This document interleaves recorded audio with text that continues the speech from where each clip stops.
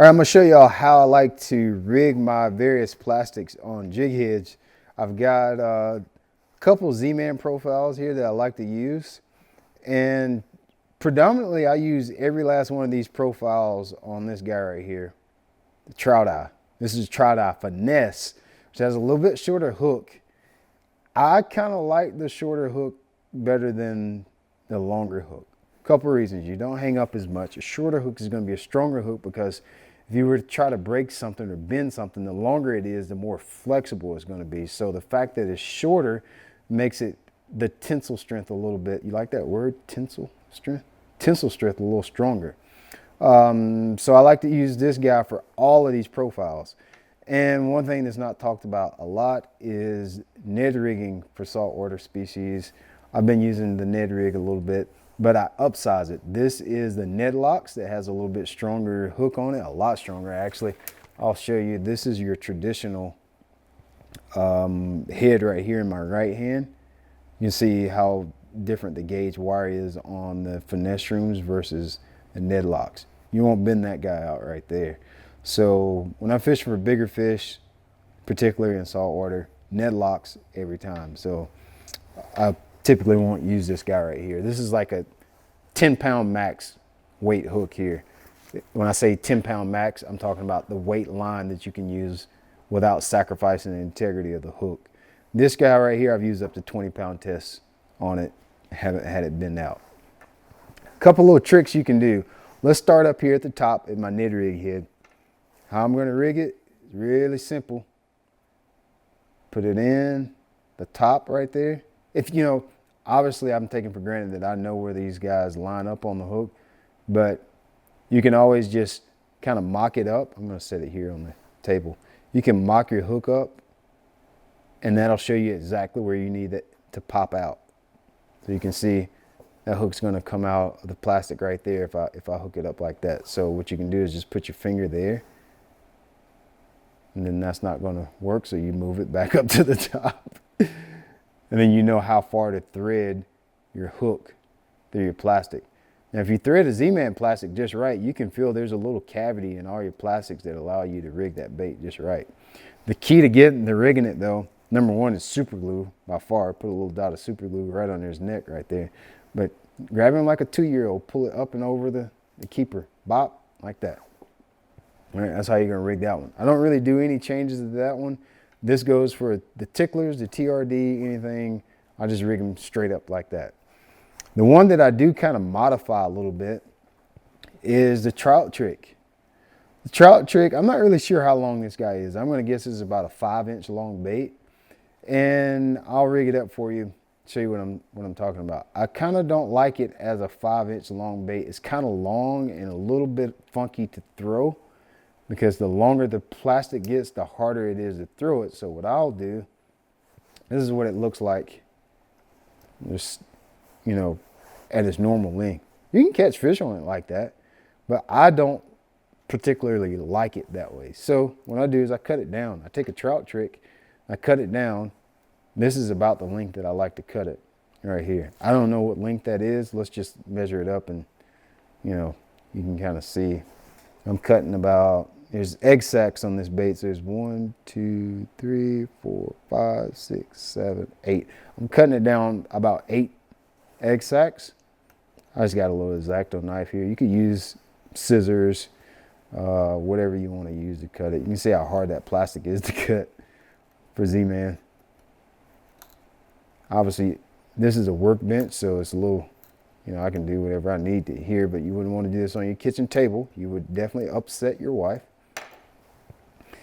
I like to adjust it by cutting off about, that's probably a good inch that I just cut off of the bait. Make it about a 4-inch bait, and you want to talk about a salty little morsel of Hershey bar type of hors d'oeuvre butterfly shrimp looking. That right there ain't nothing but an Oreo cookie and a glass of milk.